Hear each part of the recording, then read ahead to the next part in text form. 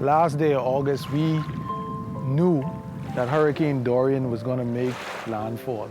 I think 3 days prior to, it was still up in the air whether or not it would give a direct hit to Freeport. But the day before, the last day in August, everybody knew that we were facing a storm of a serious magnitude, a Category 5.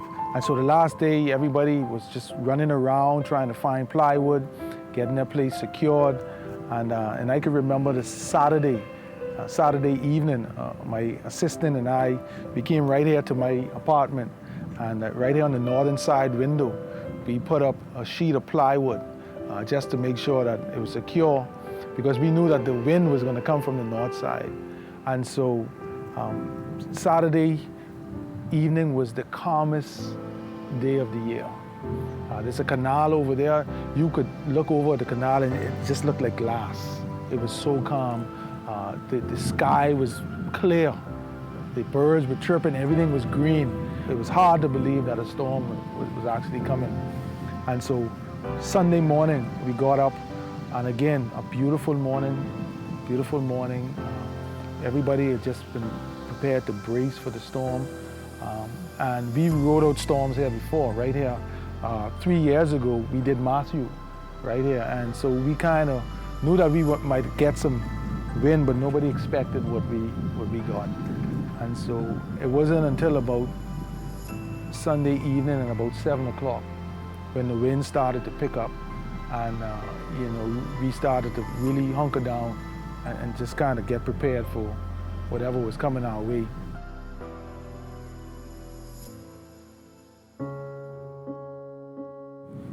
At about 10 p.m.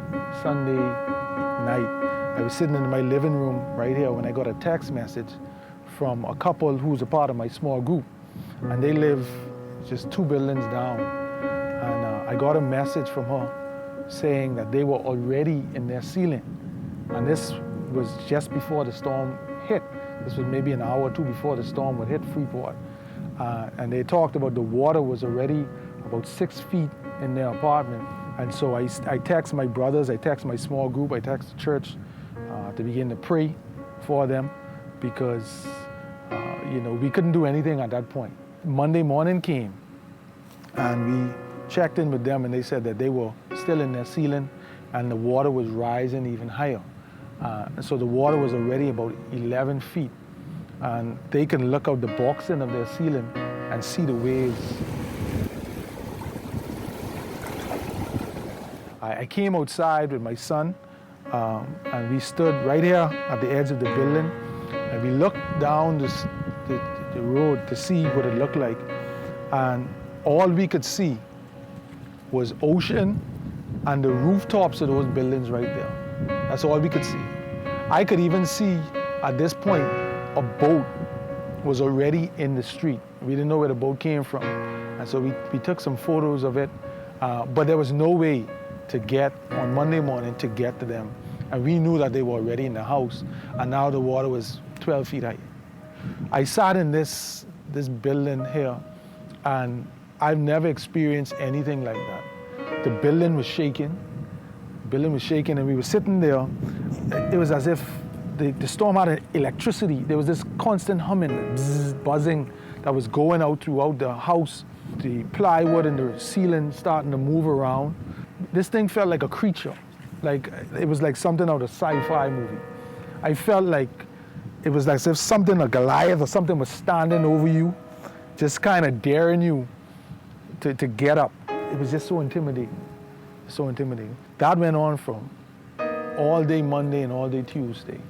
And so Wednesday morning, the storm had taken a turn to the north, and so we were getting the outer band, so you could have come outside and not be blown away.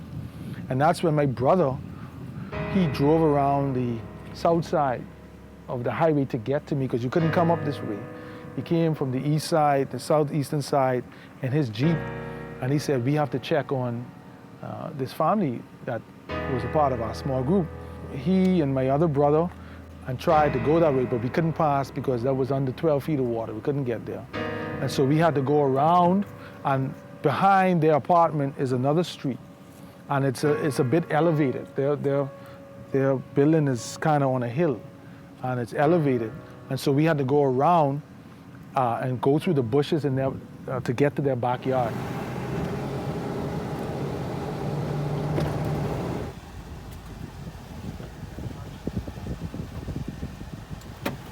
We had to actually go through these bushes.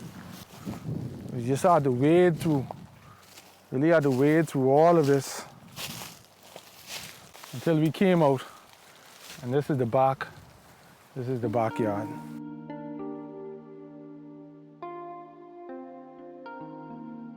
When we got to their backyard, there was about 6 feet of water and debris just sitting in their backyard. And so we stood at the fence and we didn't know if they were still in there, they were alive. And my brother started to shout their name before we even got into the water. And we didn't hear anything. And right before we walked away, where we were standing, we could see that somebody had pulled the vent out of the roof. And so I said, no, they're still in there because the vent is missing. So they pulled the vent out to maybe breathe or something like that. And so we shouted one last time, and when we could hear this faint voice of her husband shouting back. And so my brother said, we're gonna come for you. And so my oldest brother, my youngest brother, they jumped down into the water, and the water came up about their neck, so almost 6 feet. And they waded through the water until they got to the back door. And the water had already begun to recede, and it was still that deep. We tried to use the 2x4s to break the boxing, but it was too difficult. It wasn't able to fit. So what we ended up doing was pulling off the plywood to see if they can come down through the house, through the windows, but it had burglar bars. So we had to force the back door open. And we pulled them out. And that's when they came out wading through the water. And right before we left, we heard some other voices. And so when we turned around, there was 2 other families up in the ceiling. And so they came down, and they came out carrying infants. One had an 8-month-old child, the other had a 9-month-old baby. And so all of them came down. So there was a total of 11 people coming out of that room. Once they got to the end of the yard, I took the infant, and it was still raining, it was still, weather was still bad, but we had to wrap the infant up in the jacket of my son. The child wasn't moving, it wasn't, he was alive, it's just that he seemed so peaceful. And so we wrapped him up as almost if he didn't know what was going on, but he seemed weak. We got to the Jeep, and we was saying this was 11 people, how would we get him home? But there was a guy who was watching it from his home. He watched us pull up, and he had a van, so he had pulled up. As soon as I came out of the bushes with the infant, he pulled up with this van, and he's like, you need help? I said, yeah, we have people coming out. And so we piled all of them between my brother's Jeep and this paint van into the 2 vehicles and brought them here. This is a 4-plex, and we had a vacant unit on the end that no one was living in. And so we took all of them and we put them in there. But when they got in, they didn't have anything to eat or anything there. But we asked them, how did the children survive? The infants survive. And they said that the baby survived because the mother was breastfeeding them to keep them alive. That's what we experienced around here, just in this neighborhood. And there are no homes inhabited on this street anymore.